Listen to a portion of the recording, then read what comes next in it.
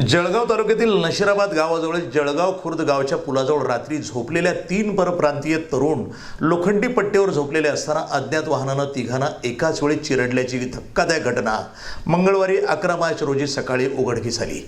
या घटनेची माहिती मिळाल्यानंतर नशिराबाद पोलीस ठाण्याचे पोलीस कर्मचारी यांनी घटनास्थळी धाव घेत पंचनामा करून मृतदेह जिल्हा शासकीय वैद्यकीय रुग्णालयामध्ये दाखल करण्यात आले। या घटनेची माहिती मिळाल्यानंतर नशिराबाद पोलीस ठाण्याचे पोलीस कर्मचारी यांनी घटनास्थळी धाव घेतली।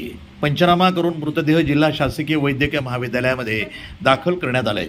अधिक माहिती अशी आहे की नशिराबाद गावाच्या पुढे असलेल्या जळगाव खुर्द गावाजवळील रेल्वे उड्डाणपुलाच्या बाजूला रोडचं काम सुरू आहे। या ठिकाणी परप्रांतीय मजूर काम करत असतात। मध्यरात्री हे परप्रांतीय मजूर झोपलेले असताना अंधारात काही न दिसल्यानं अज्ञात वाहनानं तिघांना जागेवरच चिरडलं।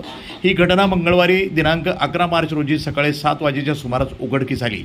या घटनेची माहिती मिळाल्यानंतर नशिराबाद पोलिसांनी घटनास्थळी धाव घेतली आणि पंचनामा करून मृतदेह जिल्हा शासकीय वैद्यकीय महाविद्यालयामध्ये दाखल करण्यात आलेत। या संदर्भात नशिराबाद पोलीस ठाण्यामध्ये नोंद करण्यात आली आहे। मृतांची ओळख पटली का? जळगाव भुसावळचं जे NH53चं रोड रिपेअर आणि वायडनिंगचं काम चालू होतं आणि जळगाव खुर्द या गावाजवळ सर्व्हिस रोड आणि सर्व्हिस रोडच्या बाजूला नाला आहे, त्याचं काम चालू होते। काल रात्री 7:30-8 वाजेपर्यंत काम चालू होते। जे त्या कामामध्ये काम करणारे कामगार 7-8 लोक काम केलं, त्याच्यापैकी 3 लोक त्याच ठिकाणी झोपले होते। तिथे सर्व्हिस रोडला जिथं काम झालं होतं तिथे रोड साईडनं झोपले होते।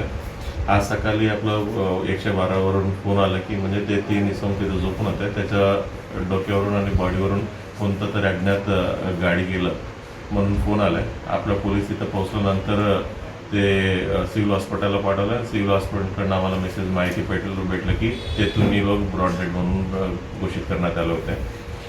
नेमका कोणता गाडी त्याच्यावरती गेलेला आहे या विषयावर आम्ही शोध चालू आहे। जे गाडी रात्री खास करून ही सर्व्हिस रोड आणि रिपेअर असल्यामुळे बाकी सर्व गाडी जात नाही। जे कामामध्ये डंपर आणि जे कामासाठी लागणार आहे तेच गाडी जाते। ही सर्व गाडी कोणता इन्व्हॉल्व झालेला आहे आणि कोणता गाडी रात्रीपासून त्या रस्त्यावर चाललेला आहे, ही सर्व गोष्टीवर आमचे तपास चालू आहे आणि त्यांचं गुन्हे निष्पन्न करण्याचा प्रक्रिया चालू आहे। आम्ही कलम 105 BNS अनुसार गुन्हा दाखल करण्याची प्रक्रिया चालू आहे आणि तिन्ही जे मयत झालेल्या लोकांचं ओळख पटलेलं आहे। त्यांचं नाव आहे सिकंदर नाथूसिंग राजपूत, राहणारा येटा, जिल्हा उत्तर प्रदेश। दुसरा आहे भूपेंद्र मिथिलाल राजपूत, राहणारा येटा, उत्तर प्रदेश। तिसरा आहे योगेश कुमार राजबहादूर, राहणारा खासगंज, जिल्हा उत्तर प्रदेश। असं तिन्ही लोकांचं ओळख पडलेलं आहे। सर्व फॅमिली सहित होते की फक्त स्वतः कर्मचारी आले होते? कोण ही काम करणारा एकटाच होतं, म्हणजे काम करायला तिकडे आलं होतं। NTV news Marathi, Jalgaon.